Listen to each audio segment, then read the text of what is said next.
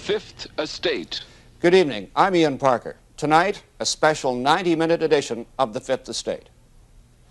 Our story is about a crime which for far too long no one took very seriously. It crossed state and international boundaries, but it began as a case so routine that many police forces could hardly be bothered to write it down.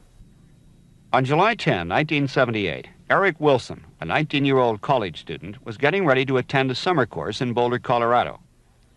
Before he left his Ottawa home in Rockcliffe Park, his closely knit family, including his mother Marilyn and his older brother Peter, were there to see him off on his 1,200-mile journey. I sort of came out and fussed around, and do you have a sleeping bag? And he said, I have 2 of them, and do you have this, and do you have that? And he was sort of saying that, I'm well organized and I'm all set. And it was an absolutely gorgeous day. I had taken the camper in to be serviced the day before, and everybody was wishing him well. One thing we told him, advised him not to pick up hitchhikers. He tried to get somebody to go with him, but he couldn't. It was really the 5 days, and he was going to take his time, and definitely the message was, phone us on Friday. And he said he would, and I said, phone in between if you have any problems. On July 14th, 4 days after he left Ottawa, Eric Wilson phoned Home Collect and told his youngest stepbrother that he was having trouble with the camper. He said, however, that he would phone again the next evening at 6 o'clock. Did he call back? No, he didn't. He was to call back on Saturday at 5 o'clock, and he was very definite about saying that's when he would call. So on Saturday at 5, we thought of it, so Eric didn't call, and we waited till about 7, and he didn't call. So about the next day, we began to get a little concerned, and then we just sort of figured that he had a problem with the camper. He was getting it fixed. He was delayed in arriving there, and as soon as he got there, he would let us know.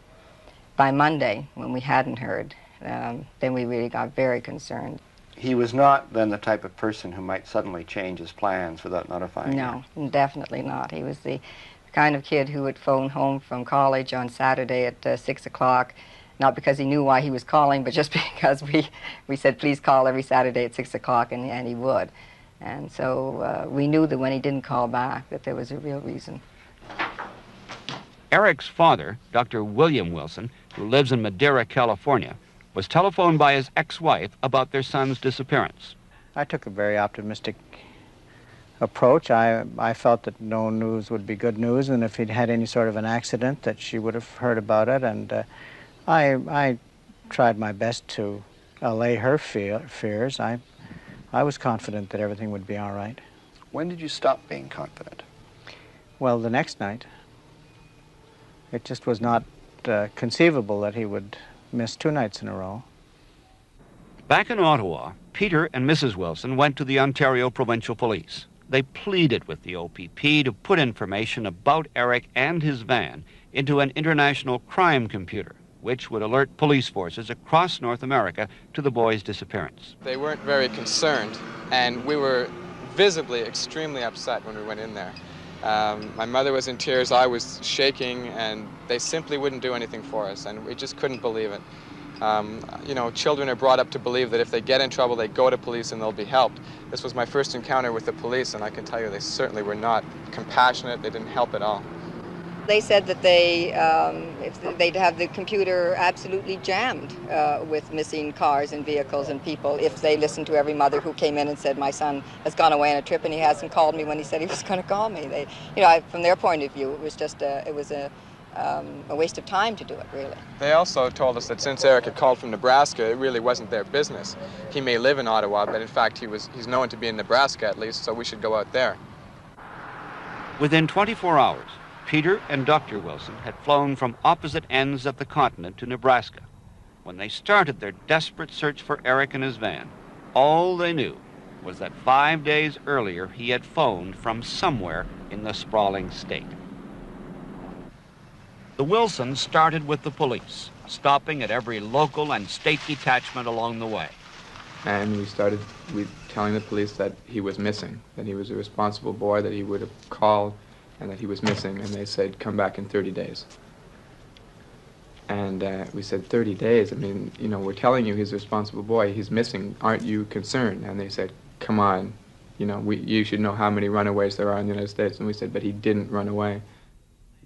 Time and again, they got the same dubious questions from police. Now, what makes you think that this individual is missing? Well, he phoned us on the end of the week, and he said that he would call back the next night at 5 o'clock, and he never called back. Does your brother have any problems with alcohol or No. drugs? No. Is he having problems at home with his parents? Not at all. Not at all. He had worked for 3 months to make the money, and he's an A student at Tufts University in Boston. And no amount of convincing, you can tell him that he was a responsible kid, that he was going on to visit his father and stepbrothers in California. Doesn't mean anything to them. We were angry because they wouldn't do even the minimum.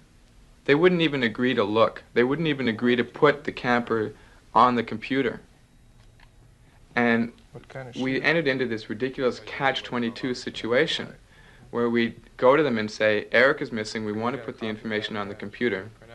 And then say, no crime has been committed, this is a national crime investigation computer. We'd say, but surely there's probable cause that a crime has been committed. Well, there's no body, nobody's reported anything stolen. And we said, well, we'll report it stolen. And they said, well, you can't report it stolen unless you report that Eric stole it. So we said, fine, we'll do that. I mean, we were desperate. So they said, well, if he stole it, it's obvious that he's run away. With both local and state police forces unwilling to cooperate, the Wilsons turned to the FBI for help. This is the FBI office at North Platte, Nebraska. There is presently no one in the office. See what I mean? What happened? Exactly the same thing we got in '78. It's a recording. I really get the impression that the FBI is nothing but an agent on the West Coast, an agent on the East Coast, and a whole bunch of tape-recorded messages in between. How did you finally get the FBI interested? Well, when my father and I were in Omaha, we called the FBI office and we got a real-life person. And she told us to call back in 30 days, which was the usual response. But we have a close friend in Ottawa who is the American attaché for the FBI in Canada.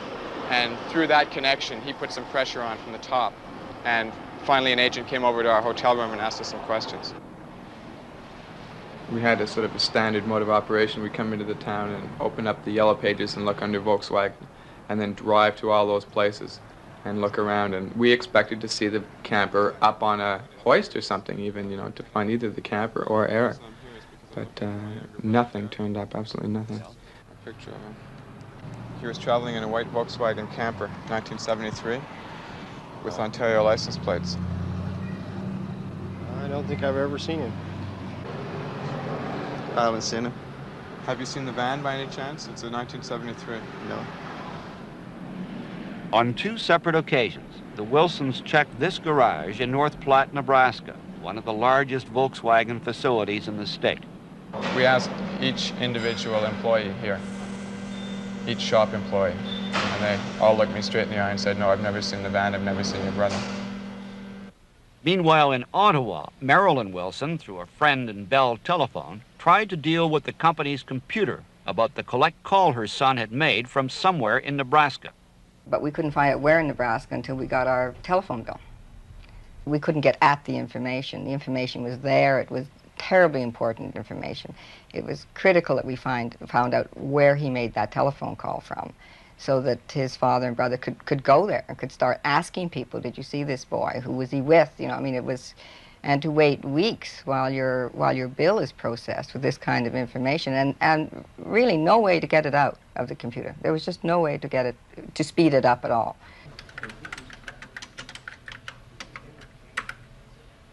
No, I'm sorry. We don't have any medical record of him. How far back does that go? Well, for about 3 years. Oh, really? Yeah, and so he hasn't been in the hospital, at least not in the last couple years or so. There's a possibility that he might have been admitted as a John Doe if he was in an accident or if he had his identification taken. Could you check that for me? Okay. And at that point, we thought anything could have happened to him. We really couldn't narrow it down in terms of an event, and we couldn't narrow it down in terms of a location except to Nebraska. Sorry. You have no Wilsons, no John Does? Nope, all our patients are accounted for. I'm sorry about that. while driving along Interstate 80, we would look at the other side and watch every Volkswagen camper that went by. And we'd see a lot of white ones of the same year and, you know, the same general condition. And then, of course, we'd look for the license plate first, and we never saw an Ontario license plate. The Wilsons were also telephoning and checking campgrounds along the way. Before Eric left, I'd given him a campground guide, and I knew that he was going to be camping on the way. So we decided that he might be at one of them. I get the impression at this stage that you were pretty well grasping at any straw at this stage. That's right. We were checking out campgrounds, hospitals. I'd already checked out the Holiday Inns, police stations. If we pulled into a gas station, we'd check there, just, you know, on the off chance that somebody might have seen him or the van. What was sort of the mood? You and your father were together. What was the atmosphere? Well, it was one of despair, really, because we came up with absolutely nothing. Absolutely nothing. But you seem to have been going all the time. Drive, drive, drive, drive. We were. We couldn't sit still for a moment. You know, at one point we were alone in the hotel room and sitting around, and when you do that, you just start to think. And we just took a walk up to a campsite. Actually, that turned out to be very encouraging on that particular evening, because there was a big blackboard at the campsite, and it said, "Eric Wilson, please call home."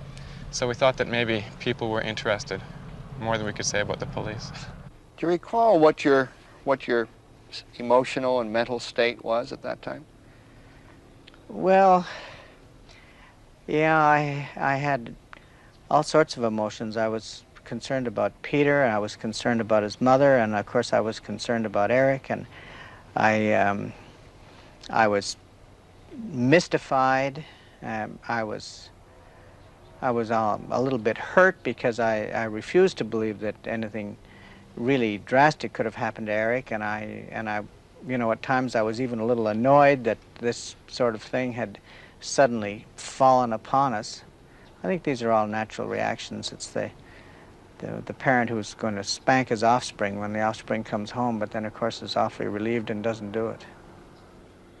What made you decide to pack it in? We didn't find out anything. I mean, we had been around 1,200 miles of driving, and we hadn't found anything. We thought that our efforts were better in Ottawa. We never left the house without somebody to take a message and to answer the phone. This was, you know, sort of what we set up as a system. I thought I might get a letter, a phone call, something. About 3 weeks after his last phone call, a letter addressed to Eric Wilson arrived at his Ottawa home. The strange letter from American Express headquarters said the enclosed forms would have to be completed before the company could replace the traveler's checks he had reported as stolen. This was the first clue we had. It was the first contact. And you obviously got in touch with American Express. Yeah, I got in touch with American Express and tried to tell them what had happened, or what was going on, and what we thought was going on. And they said, well, they're very sorry, but they couldn't release any of the checks, or they couldn't give me any information out of their file around the reporting of the lost checks unless Eric released that information.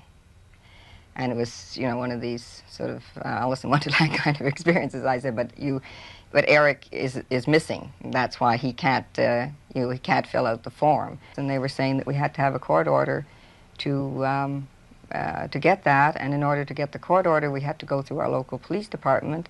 So our local police department phoned the court while I was there, and they said no, they wouldn't give a court order. In the next few weeks, copies of purchase slips for 2 gasoline credit cards Eric Wilson was carrying started to arrive in the mail. The first ones that came in had Eric, they were signed by Eric, and then ones came in that were forged. So we knew that they had been stolen too. Marilyn Wilson persuaded the oil companies to continue honoring the cards and tried to get any new billings out of their computers faster. But again, we could not get we couldn't get the cards out of the computer until our billing date turned up, and every billing date we would get them. The forged gas chits were coming in from service stations strung all over the Midwestern and Southern United States.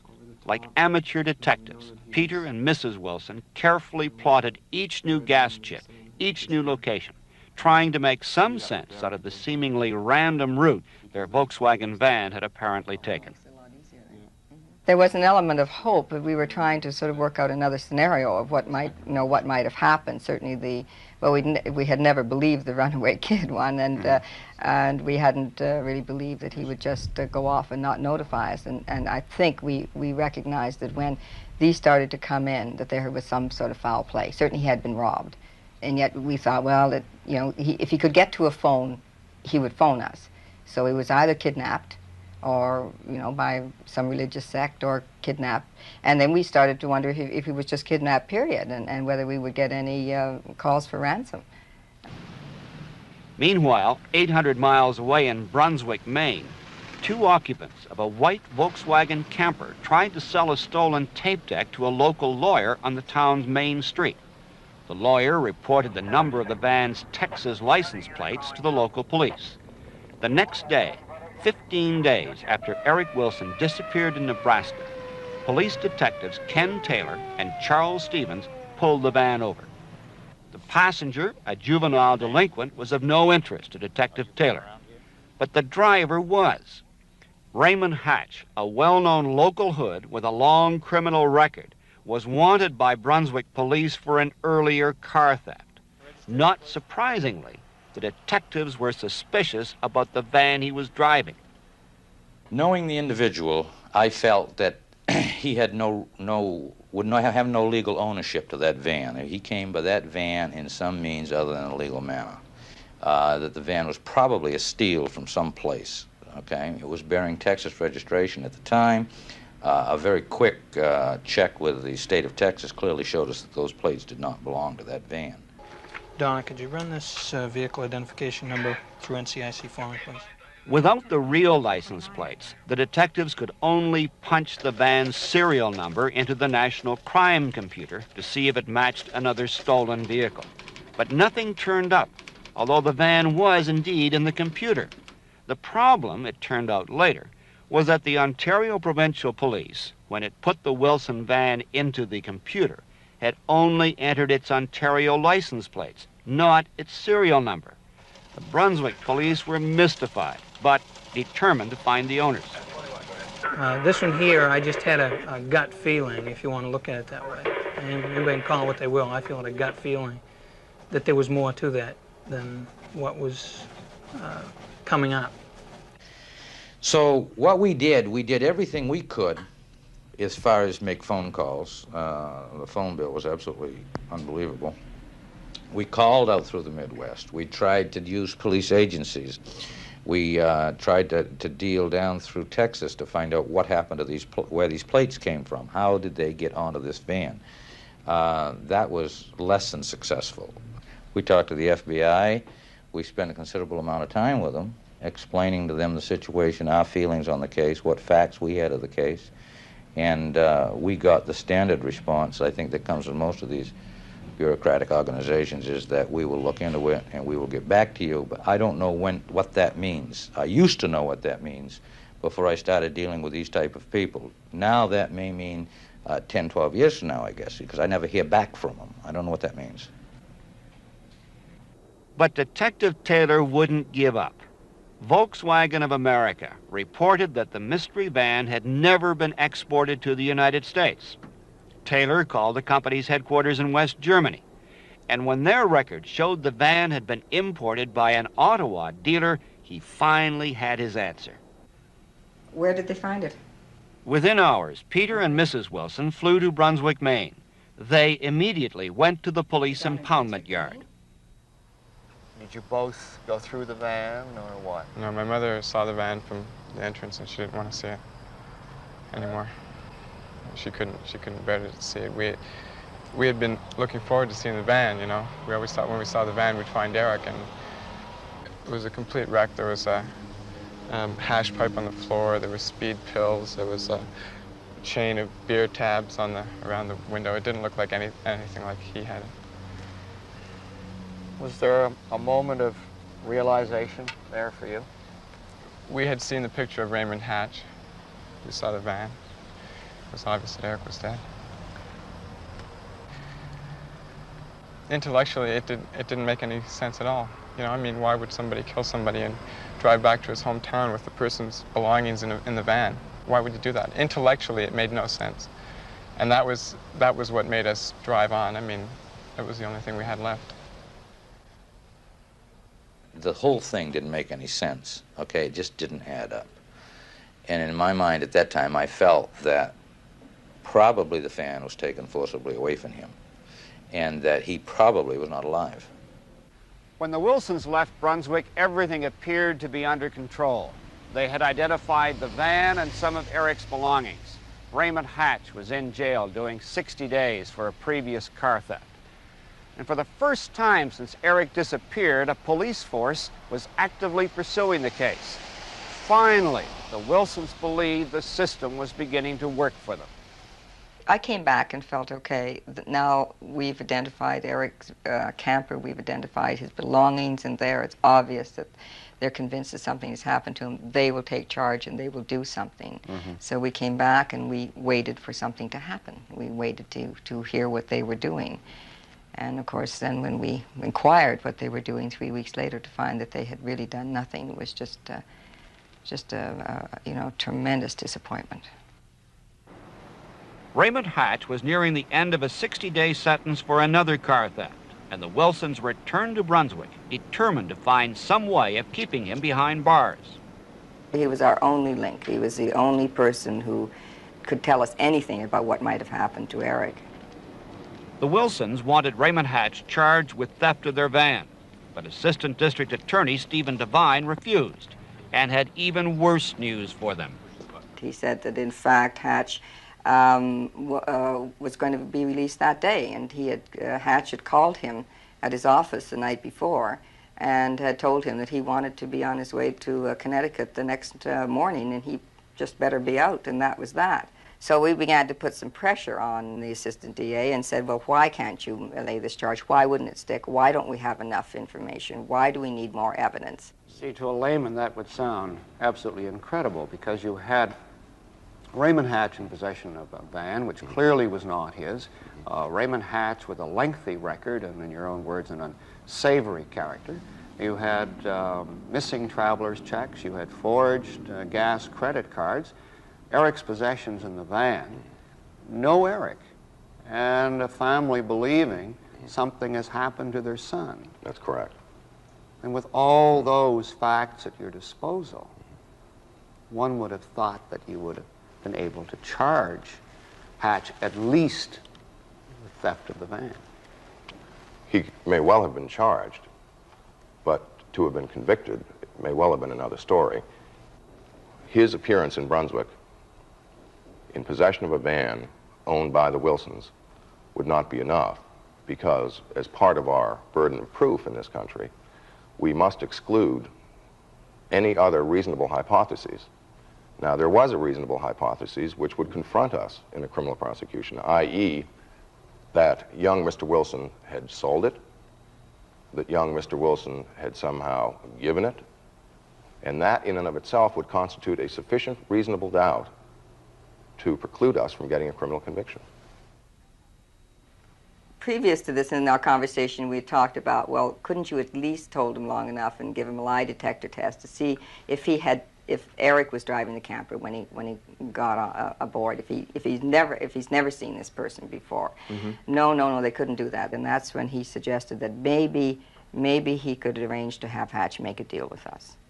Didn't you think that was rather strange? I felt that was very strange. He got Hatch on the telephone and he talked to him, and he said, we have the family of this kid here, and they're very worried and they're very upset about what happened to him. They think you may be able to give them some information that would be helpful.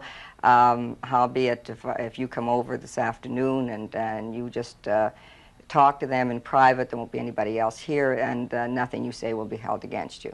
It seemed to me to be a role reversal. For some reason, the district attorney in this case was taking orders from the criminal. I certainly advised him that I was an assistant district attorney, and that, being directly parallel to a police officer, that he had certain rights, among them to remain silent, to have an attorney present while questioning.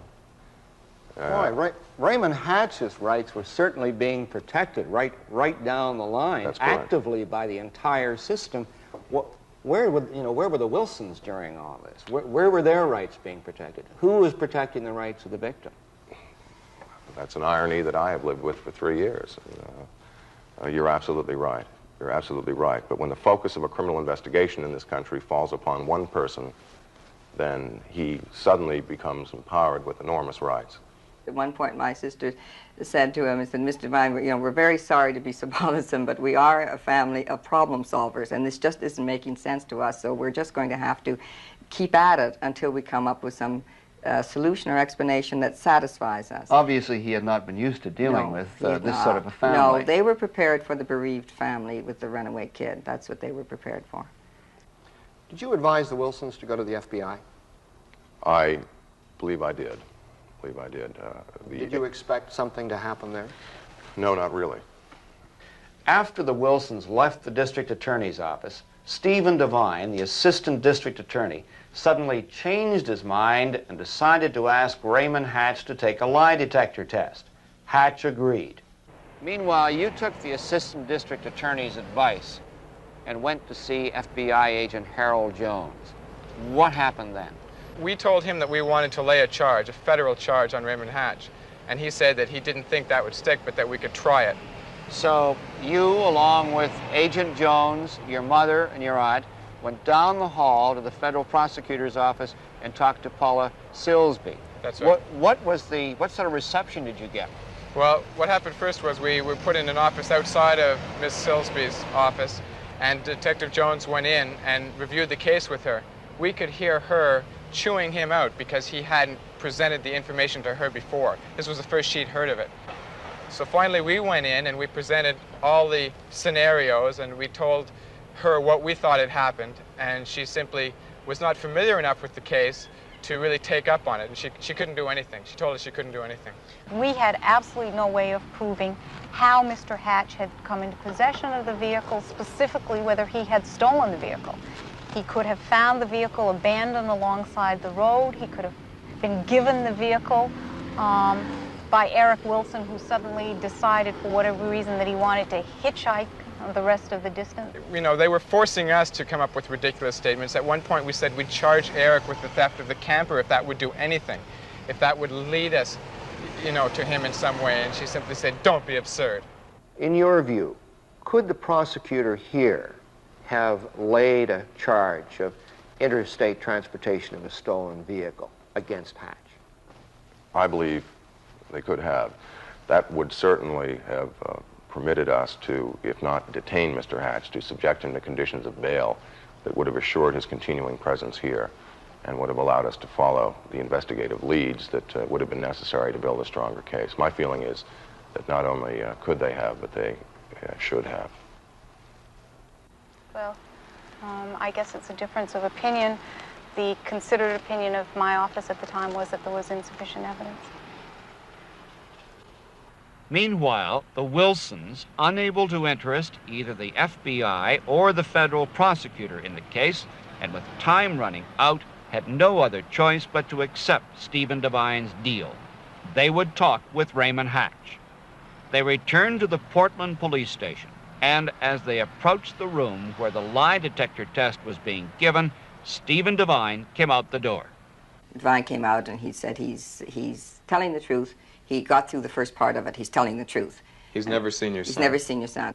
Detective Taylor, who was away on holidays at the time, says he wasn't surprised Raymond Hatch passed the lie detector test. I think the polygraph examiner did not have adequate information at the time that the examination was run. I don't think that there had been a thorough investigation done in the case, and therefore it didn't afford the examiner the benefit of having all the pertinent information that he should have had.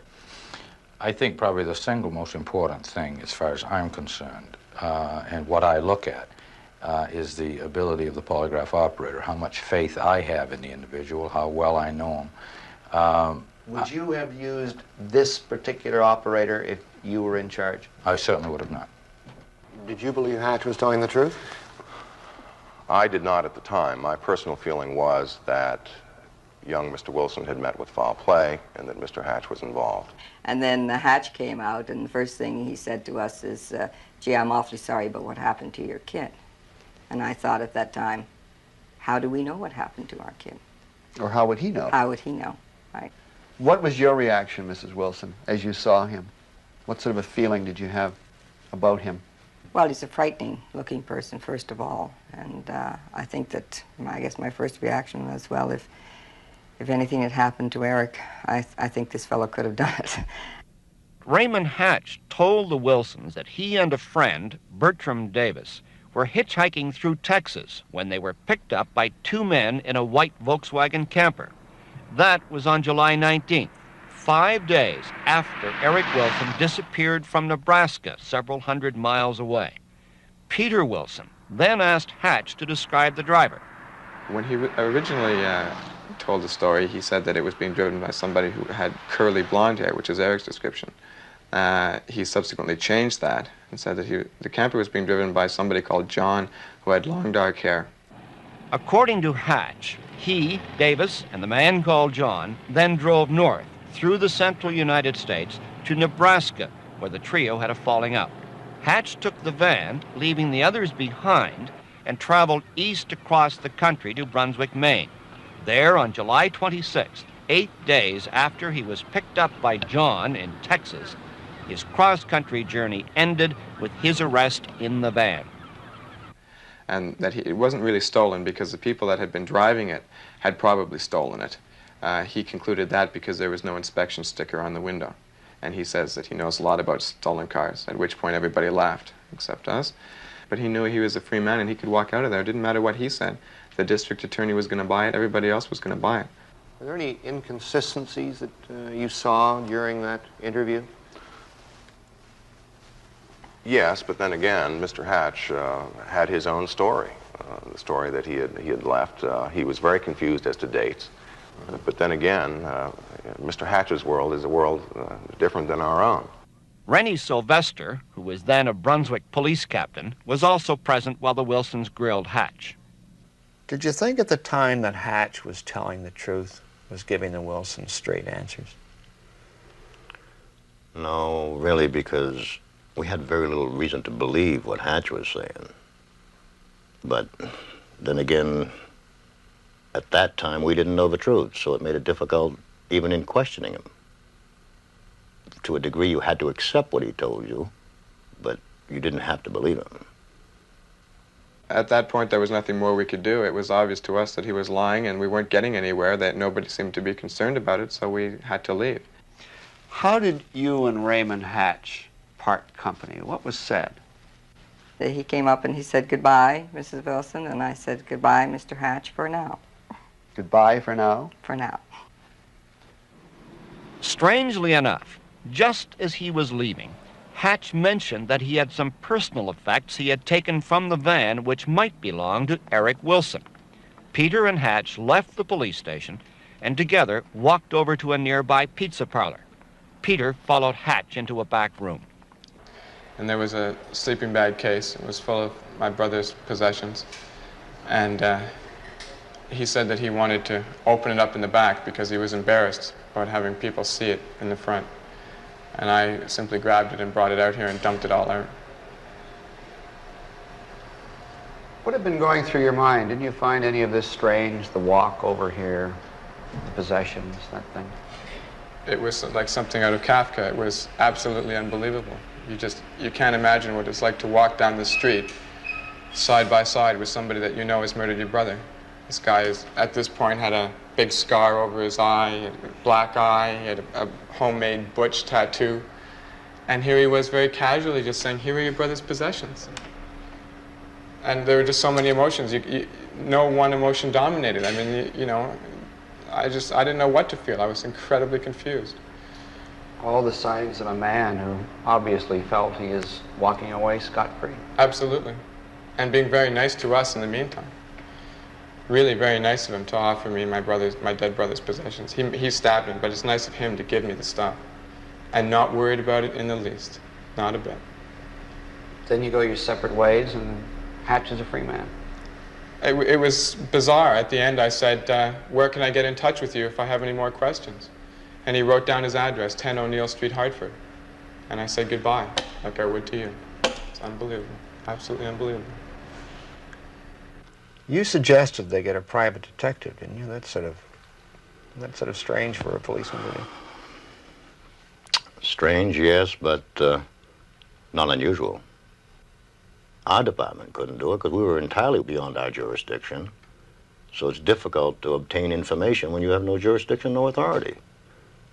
A private detective tends to operate within the law, but yet has that bend that he can apply.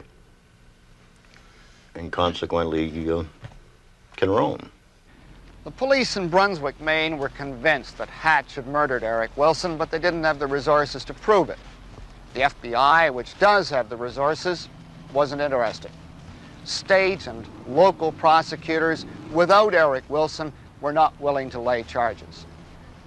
As the Wilson family prepared to leave Brunswick, Maine that day, the words of a tired cop finally sank in. The family decided to hire its own one-man police force.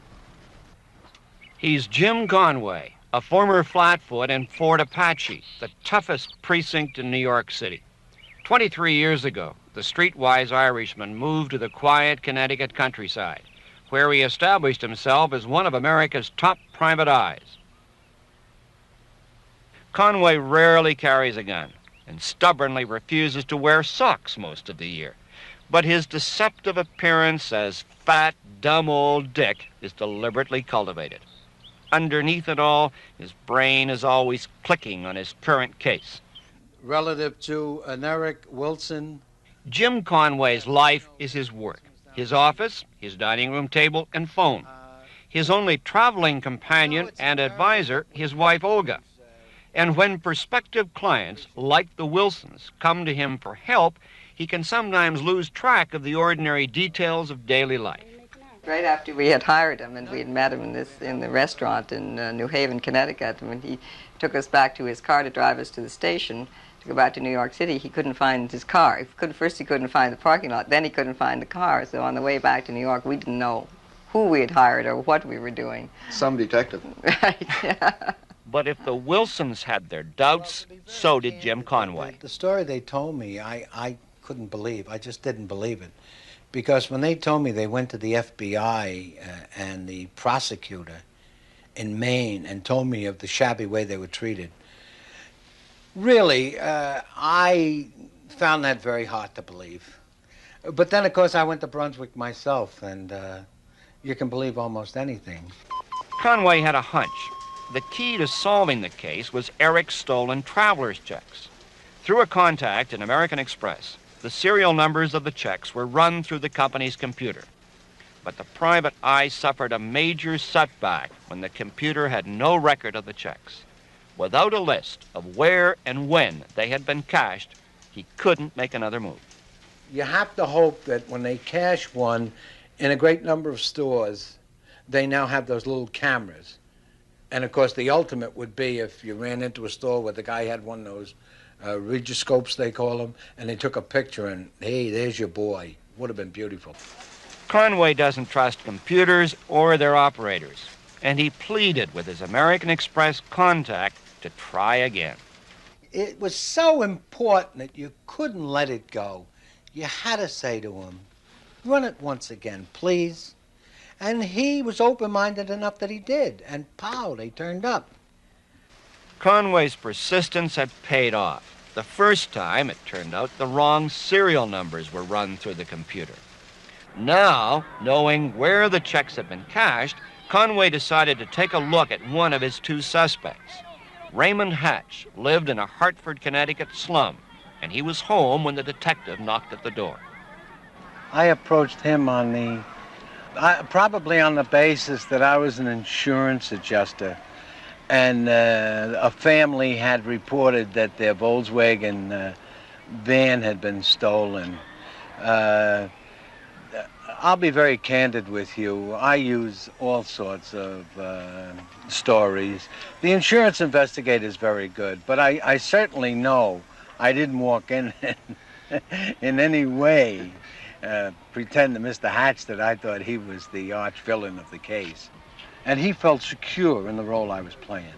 I was a zero in his world. In other words, they drop you into a slot.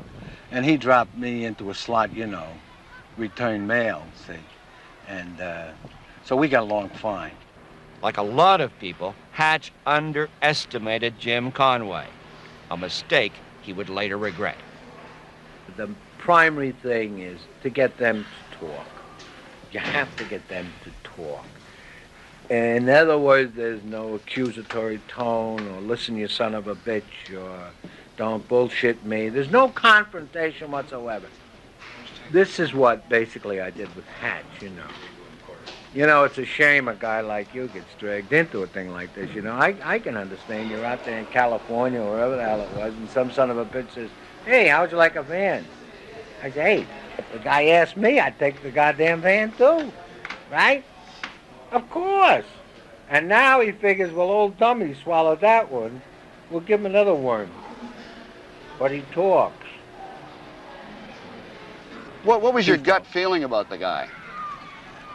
I thought if anybody could have done it, this was our boy. I had very bad vibes from Mr. Hatch. You trust those things? Yes, yes. Intuition, instinct, yeah. Conway now needed pictures of Hatch and the other suspect, Bertram Davis. The cops just give you a picture? Well, no, through a policeman friend of mine, I obtained them. How? And I paid for them. How much? $100. Great friend. Well, listen, that's the name of the game. They have something you want, and I paid.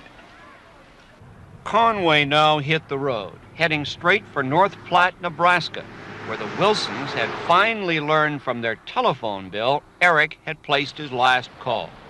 The private eye went directly to a sleepy motel on the outskirts. The Comforter was the last place where a traveler's check with Eric's real signature had been cashed. The desk clerk remembered Eric. Did he mention to you at all that he had to call home or anything like that? Yes, he did. He said that was one of the things that he must do, was to call his mother wherever he was. Now, was that the last time you saw him, or did you see him again the next day? I seen him the next morning because he was having a little difficulty with his van. And he did ask me where he could go to see about it, and I told him up the street. When Jim Conway left the motel, he knew that Eric Wilson had to have brought the camper here for repairs. Yet when he questioned the employees, he got the same answers that Peter Wilson and his father had gotten on their 2 visits here. There was no record of the camper, no one had seen the camper, and no one had seen Eric Wilson. No, sure haven't, sir. No, can't say that I have. But Conway knew that one of the employees was lying. After he went away and thought about the problem, he developed a theory about why there was no record of the van. The reason there was no repair ticket for that van, and the van was repaired there, is that someone pocketed the money. It was a little petty larceny. And to hide their own little petty larceny, they were hiding the murderer. You see, but don't forget, these people are people in a very little town, and if it ever come out that they had beat the boss out of a $30 repair job, they'd be in trouble. So Conway went back, and after a little gentle arm twisting, confirmed his theory. Charlie, you must see a lot of people go through here in the run of a year. Do you remember any of these people? Yes, I do. I remember all of them. This was more the ringleader. How do you mean the ringleader? Well, he was more the, seemed to take charge of most of it. Like the street guys traveling together. Yeah. This guy owned the bus, and this guy didn't have a whole lot to say, but they stayed with him most of the time. Stayed very close to him. Right next to him, yeah. And they kind of act like they was afraid they was going to get left or something. And sometimes you wonder why some of them's traveling together. But I'll never forget these guys. Now we've got these people here putting them with 2 other guys there, and we have them staying overnight. Now we've got them that far. At least now we've got Eric pinned down. We begin to know where he was, when. Charlie's recovery of his memory was, however, only the starting point. Conway still needed to find somebody, somewhere, who could positively identify his 2 suspects. either cashing one of Eric's stolen traveler's checks or using one of his gasoline credit cards for the van. You wouldn't recognize if... I couldn't really pinpoint them down, no. But you wouldn't recognize the two of them insofar as they might have been driving a Volkswagen, a white Volkswagen camper? I don't think I could help you, no. You have to understand that, particularly in those stations out west, in speaking to the fellows out there, they would handle anywhere from 300 to 400 credit cards a day. And most of the young fellows working in the stations had gone back to college. But there was no way, they all assured me, that they could possibly single out any one credit card as having been there on that day. So you had to go for the American Express checks? The American Express money orders were the answer. They had to be. They had to be. Conway started checking the stores that cashed Eric's stolen traveler's checks. And even here, identification of the suspects proved to be difficult. Most of them were just like this place here, on a main highway, open 24 hours a day, and nobody could really check anything because they have constant traffic.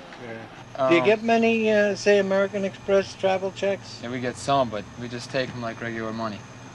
You just treat it like regular money? Yeah. You don't take any pictures of anybody who... No. Nothing? Nothing. You must have been getting a little depressed, a little put off about that stage. Well, I'll tell you, there's nights you wind back in the hotel and you think you're just chasing a rainbow, really. He tried to keep our hope up, but he did, you know, continually say there was a possibility that he wouldn't be able to find out what had happened. He didn't really promise us anything, but... No, he was realistic about it. Yeah. He told us that he wasn't 100% sure he could solve it, but at least somebody was doing something. At least when the phone rang, he was reporting to us, he was accountable to us, and somebody was looking, somebody was doing something. That was the first time that anybody had taken an interest in the case. It was unfortunate that we had to go out and find somebody and pay him to do it, but at least he was doing it, and it made me feel a lot better. Days and then weeks passed, and like a bloodhound on an endlessly cold trail, Conway had driven thousands of grueling miles through the Nebraska plains, the Colorado mountains, the Badlands of Utah, across the Nevada desert, and down the California coast. But no matter where he went, the answer always remained the same. Nobody remembered seeing Raymond Hatch or Bertram Davis or a white Volkswagen van. All along the way, Conway tried to get some help for his lonely search from local and state police, as well as the FBI. Most often, the ex-cop only got a cold shoulder. See, too many of the police departments cast me in the role of an adversary, and I don't know why. But that's what makes it hard. You can't get any cooperation. I went into the police department in Las Vegas when we were checking the ones up there. And the Las Vegas Police Department treated me like I had leprosy, you know? They're really bad, really bad. Well, why do you spend so much time on the road? I mean, you seem to go 400 or 500 miles out of your way to talk to one person. Why don't you just pick up the phone? No, you see, that's the whole problem with too much law enforcement today, is picking up the phone. I at least feel that you have to have that face-to-face confrontation. We went to one motel, and the fellow who owned it at the time, and it was a good lead. It was a good motel lead. The fellow had sold it, and we found out he had moved away, 400 miles away. And we got in the car, and we drove that 400 miles to find him. And when we got there, he couldn't remember. So then we drove the other 400 miles back again. You know, it's 800 miles to talk to one individual. And then the guy says, I don't know what you're talking about. It's not like television where they do it in an hour with 4 commercials, you know. It's not like that at all. I'm pretty thick. I'm not proud of that, but I am. In fact, my wife will tell you he's the thickest bastard in the world. I am. I'm very, very tenacious. I really am. If I figure it's there, it's there. But with only a couple of locations left to check on his lengthy list, Jim Conway's indestructible determination and faith finally paid off. In a small Arizona town, a coincidental homesickness established an important link between himself, his two suspects, and a lonely camera store clerk. And I got talking to him, and fortunately, he recalled him because he was a boy from Connecticut. He was from downstate Connecticut. And here he was in this remote little town out there. So he related to me, and he had related to them previously, and that's how we remembered them. What a stroke of luck. It sure as hell was. You can say that, yeah. Other than the Connecticut connection, there was one other reason why Rob Lester remembered Raymond Hatch. When he paid for the film and things with a $20 traveler's check, it was kind of interesting at the time that he hesitated when they signed the name, as if the spelling was, or the wasn't coming, or he wasn't writing the signature properly or something. It was the first time that we had a positive identification of Davis and Hatch with the American Express travel checks. That was the first real time. And he recalled walking out with them, and they had a white Volkswagen van. That was the first really positive identification. Conway now felt he had enough to go after a confession, and he immediately made two phone calls, one to prepare Mrs. Wilson and the other to an FBI agent in Hartford, Connecticut, Richard Foster, who had already been briefed by Conway on the case. I called Foster and told him we had it, and I would be back the following day, and I wanted him to bring in Davis #1, because I felt Davis was the weaker of the two.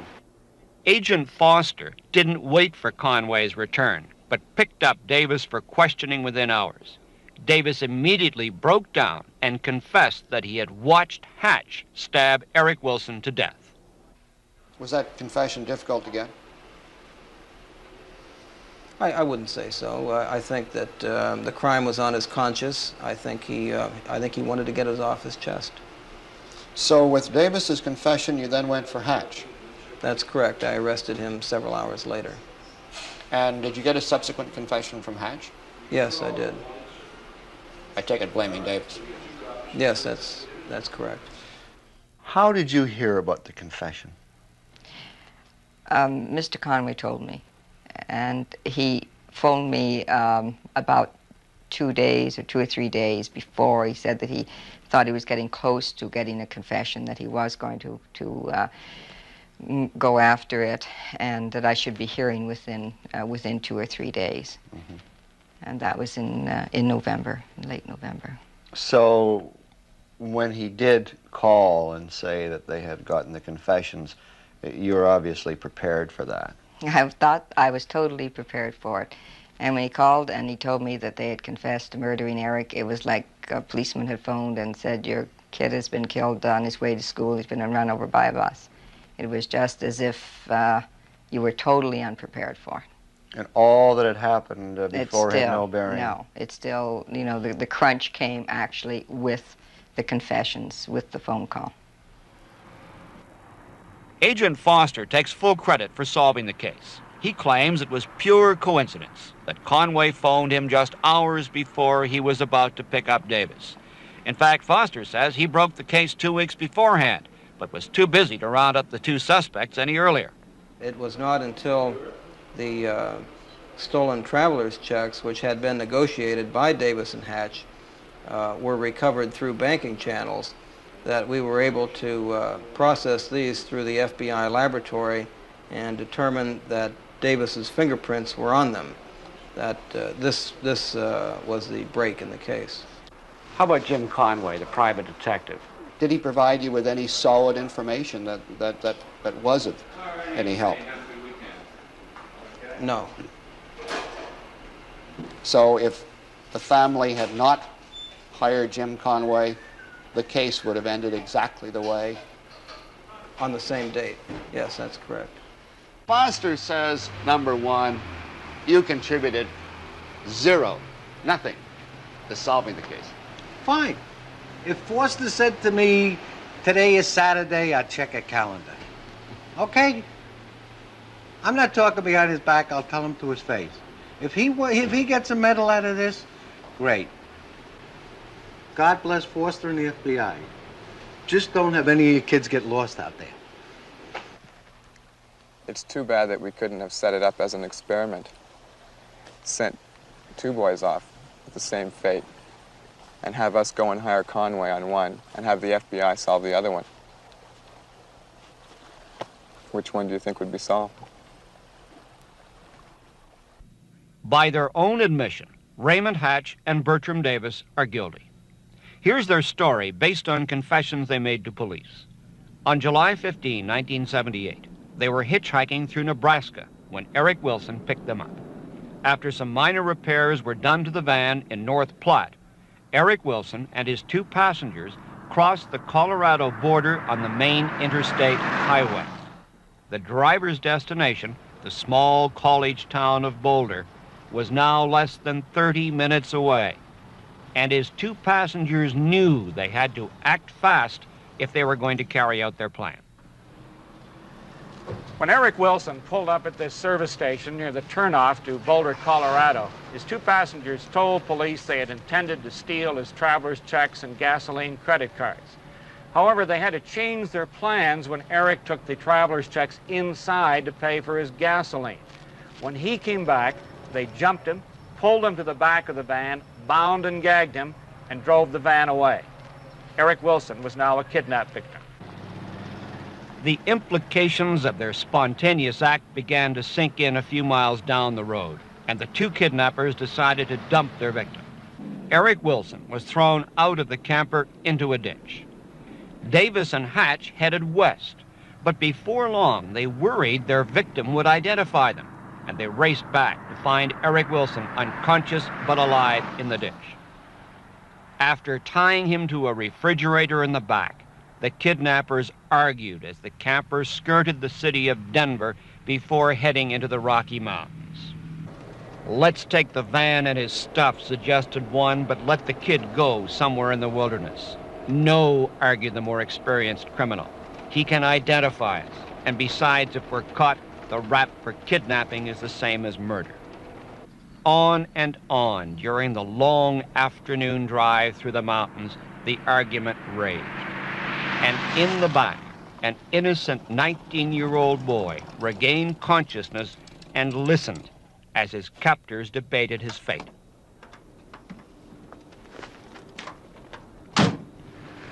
Finally, the debate ended here, about a mile off the highway, 20 miles outside of Grand Junction.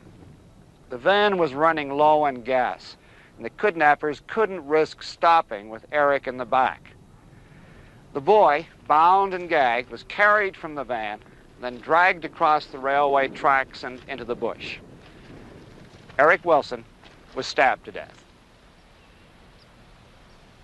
Raymond Hatch and Bertram Davis were charged with first-degree murder in Colorado in December of 1978. At last, the Wilsons felt the system was working as they had expected. They were wrong. Hatch and Davis were in jail in Connecticut. In Canada, that would have involved a simple transfer. But in the United States, an accused cannot be moved from one state to another without going through a judicial process called an extradition hearing. For all intensive purposes, it is identical to the extradition treaties that exist between nations to facilitate the transfer of accused criminals. Terrence Farina is the Colorado District Attorney in charge of prosecuting Raymond Hatch. He says he shouldn't be blamed for the 18 months it took to extradite Hatch from Connecticut. Mr. Hatch chose through his attorney in Connecticut, where he was arrested, to contest extradition. Working the matter through the Connecticut system took some time, and I think really you would have to ask the Connecticut people why it took so long. Why did it take approximately a year and a half to extradite Hatch? I mean, extradition proceedings between countries can take part in less time. That does seem like a long time, but when... Arnold Schwalski, the Connecticut prosecutor responsible for getting Hatch to Colorado for trial.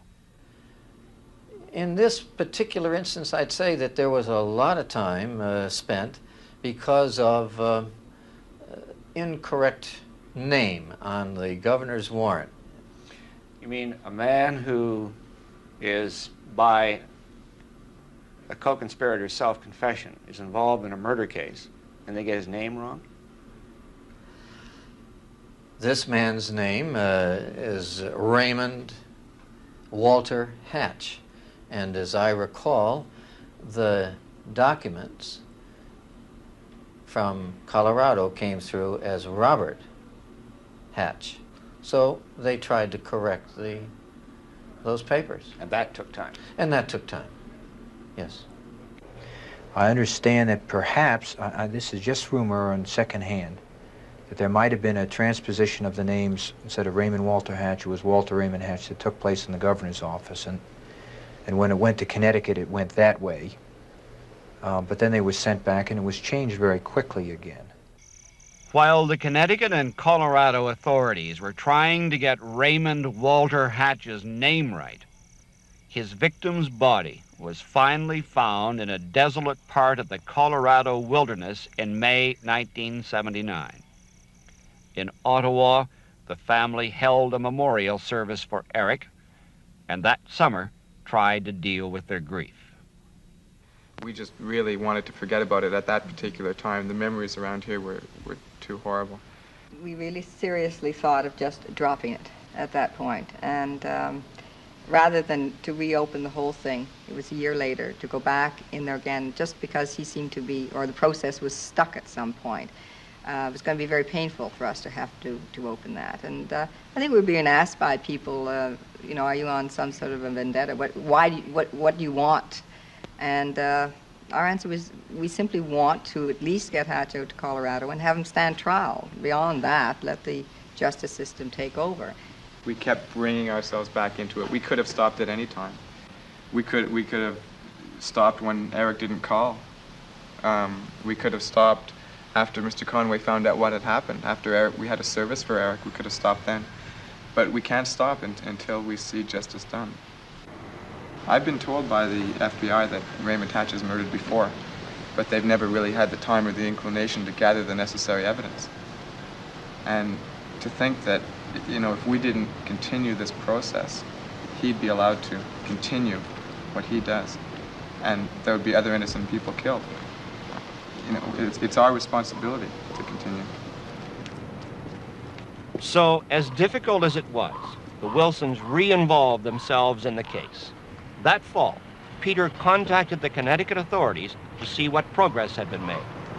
Well, I phoned the court in Hartford, Connecticut, and I was told that Raymond Hatch had been processed through that court, and that he'd been sent down to a lower court to serve misdemeanor.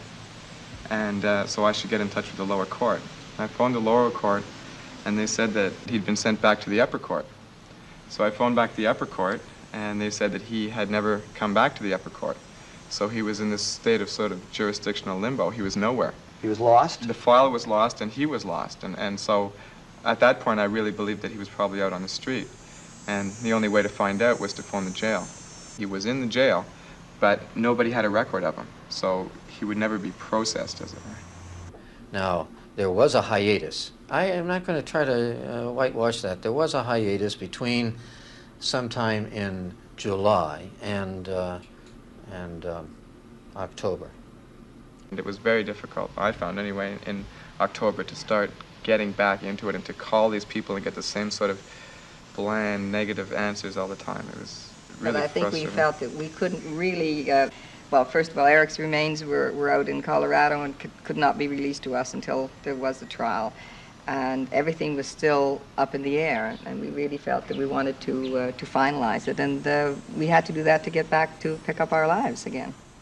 With the judicial process stalled here in Connecticut, the Wilsons went to their local member of parliament, and finally, for the first time, the system began to work for them.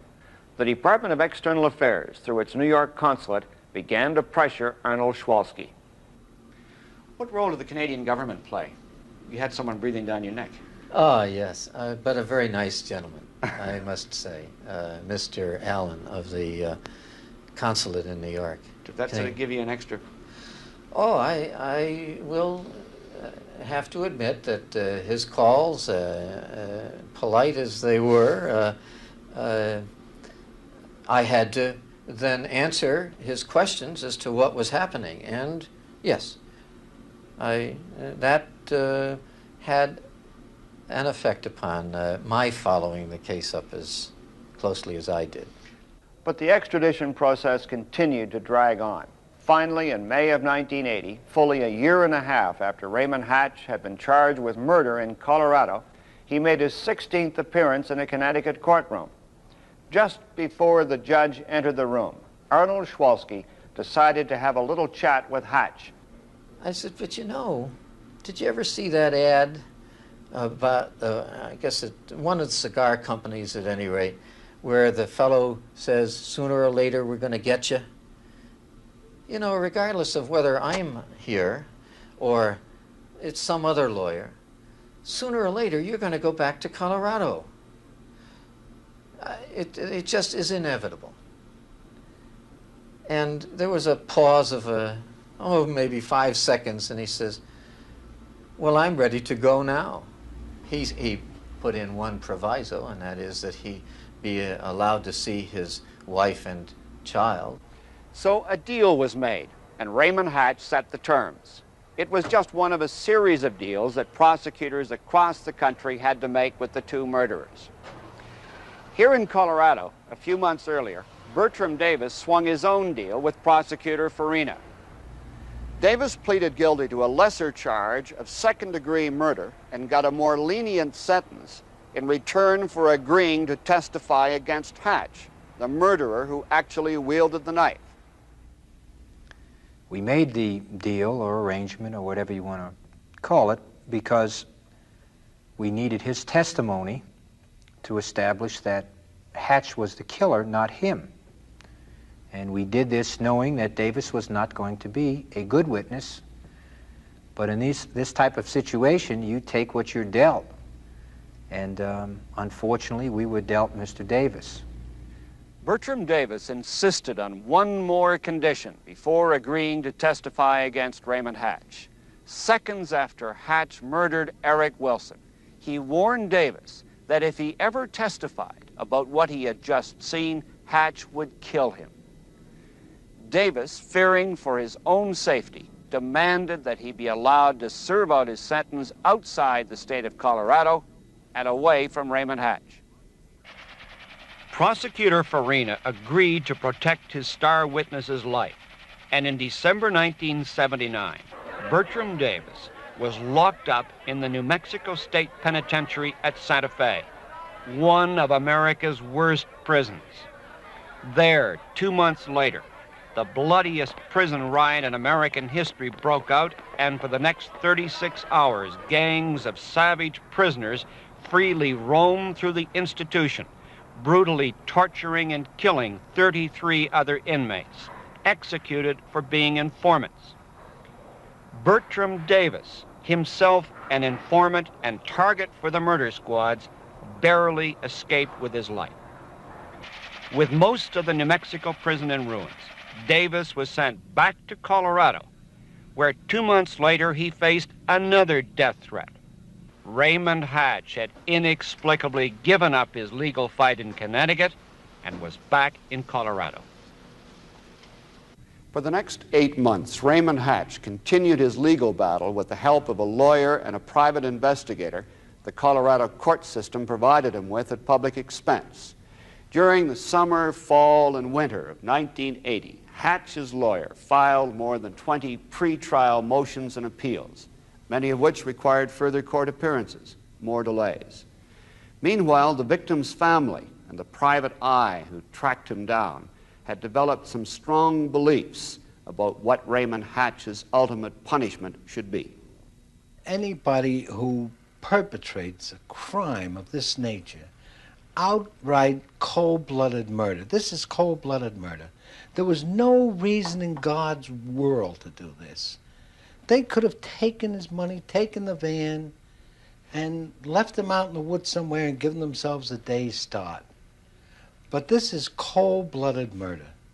And I sincerely believe, let the punishment fit the crime.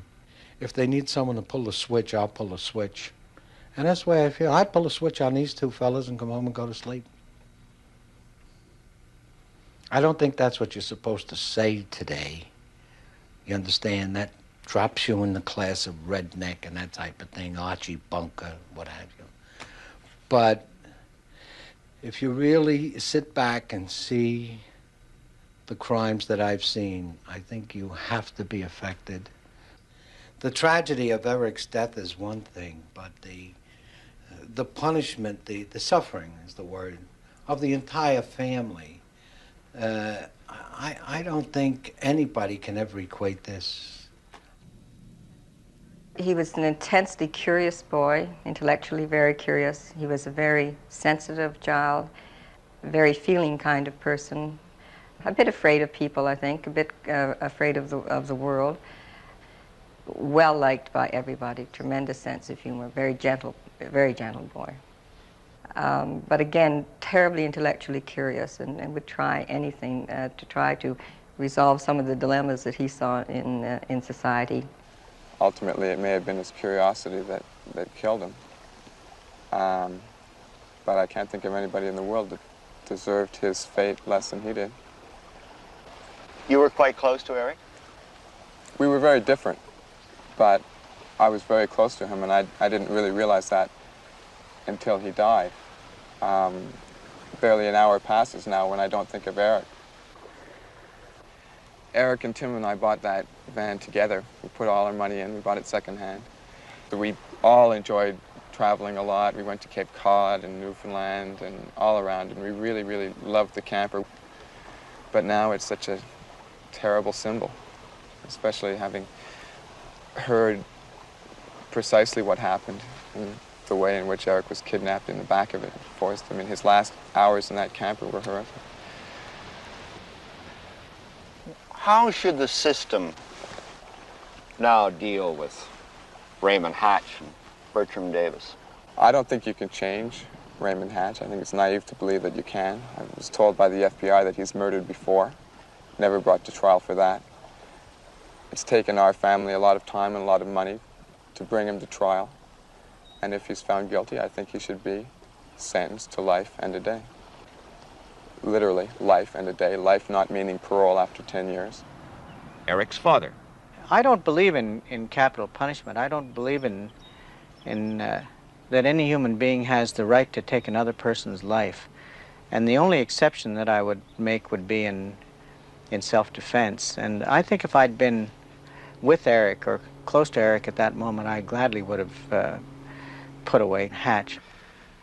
Mrs. Wilson, your son was murdered for $700 in traveler's checks, a van, 2 gasoline credit cards, and by the killer's own admission, stabbed to death.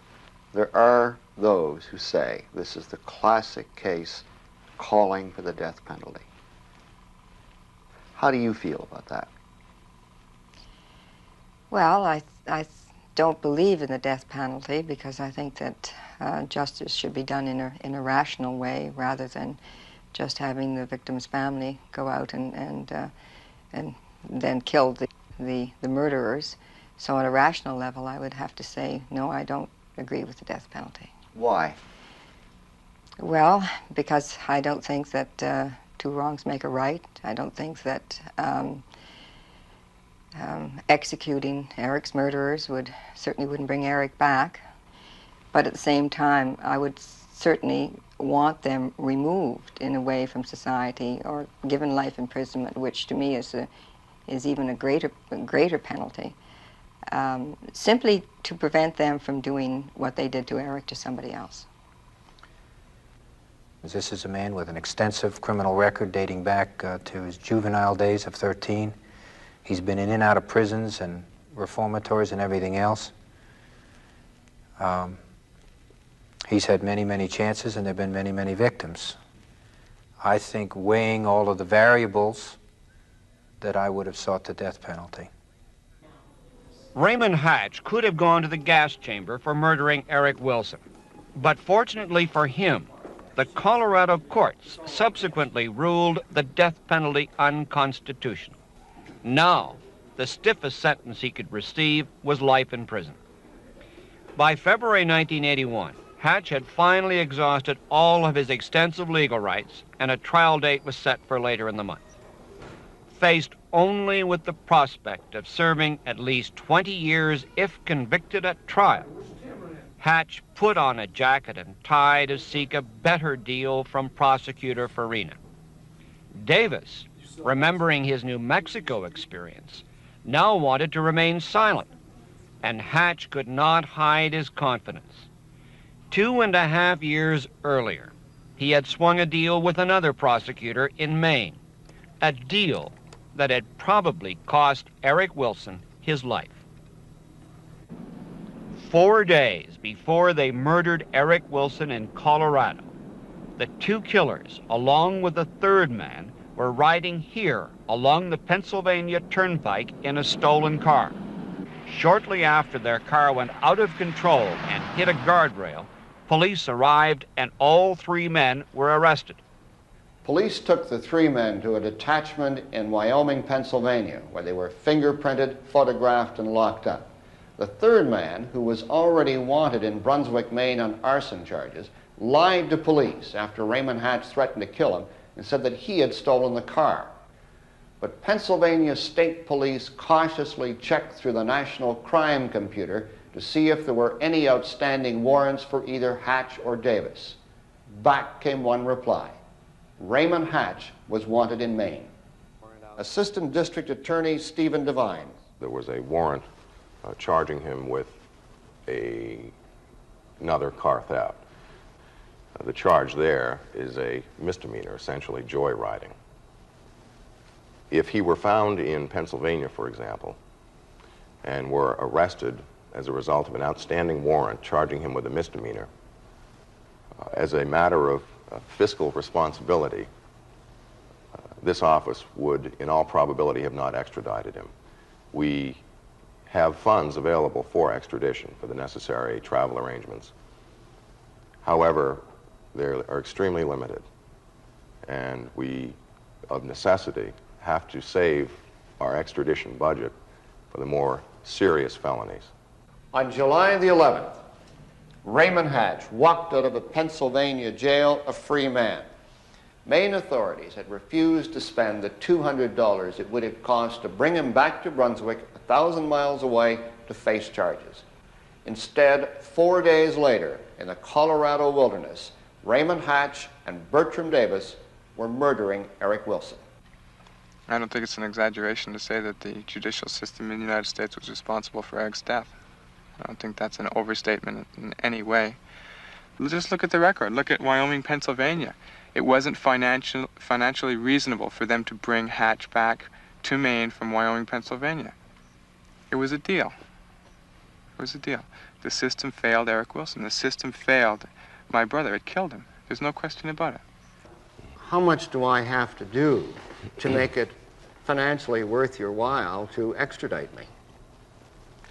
I would say that if you were found in the western part of the United States, you would probably have to commit certainly something short of murder, but it would have to be a very, very serious felony. Otherwise, you would be released and could travel with impunity until you were apprehended somewhere closer to this part of the country. After driving more than 8,000 miles in the dead boy's van, Hatch fortunately came home to Brunswick, where on July the 26th, he was arrested on precisely the same stolen car charge the authorities refused to hold him on when he was in jail in Pennsylvania. Even then, the economics of the system took over. A deal was struck between Hatch and Devine to avoid the problems and the cost of a lengthy trial. Mr. Hatch was charged with a misdemeanor for which he served a 60-day sentence. The maximum period of incarceration for that crime is a year.